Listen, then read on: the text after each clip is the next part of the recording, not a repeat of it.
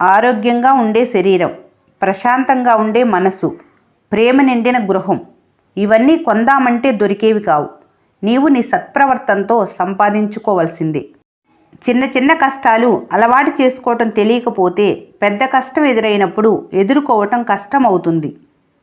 వ్యక్తిని కాదు, వ్యక్తిత్వాన్ని ప్రేమించటంలోనే అందం ఉంది, ఆనందము ఉంది.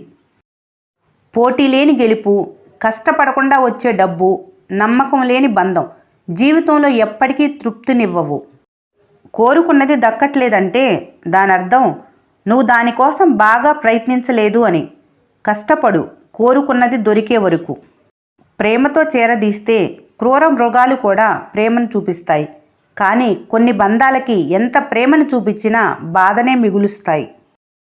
కొన్ని అలవాట్ల వల్ల నీకు బాగా నచ్చిన వాళ్ళు బాధపడుతున్నారంటే కష్టంగా ఉన్నా సరే వదిలేయటానికి ప్రయత్నించు. అది నీకు కష్టంగా అనిపించినా నువ్వు ఆ బంధానికి ఇచ్చిన విలువ తెలుస్తుంది.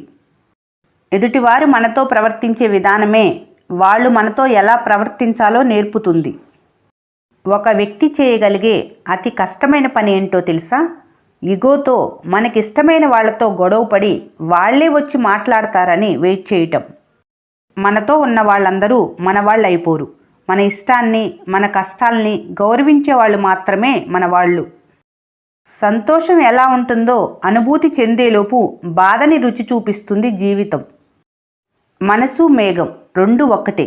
మేఘం తనలోని బరువును మోయలేక వర్షం రూపంలో బయటికి వస్తుంది. మనసు తనలోని బరువును మోయలేక కన్నీటి రూపంలో బయటికి వదిలేస్తుంది. ఏదైనా పరీక్షించవచ్చు, కానీ మనిషి సహనాన్ని పరీక్షించకూడదు. అది విలువైన బంధాలను దూరం చేస్తుంది. సరిగ్గా తినకపోతే జబ్బులు వస్తాయి, సరిగ్గా వినకపోతే మనస్పర్ధలు వస్తాయి. మమకారంతో మందలించినా తట్టుకోగలం, కానీ వెటకారంతో పొగిడినా భరించలేం. మాటలలో మమకారం లేకపోయినా పర్వాలేదు, వెటకారం మాత్రం సరికాదు.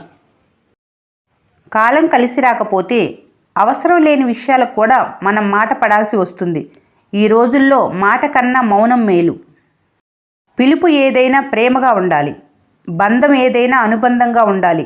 విభేదాలు ఎన్ని ఉన్నా విడిపోకుండా ఉండాలి. సాధారణంగా జీవించండి, గొప్పగా ఆలోచించండి. అదే మీ జీవితానికి విలువను తెచ్చిపెడుతుంది. ఈ వీడియో మీకు నచ్చినట్లయితే మన స్నేహ ఛానల్ని లైక్ చేయండి, సబ్స్క్రైబ్ చేసుకోవడం మర్చిపోకండి. Thanks for watching.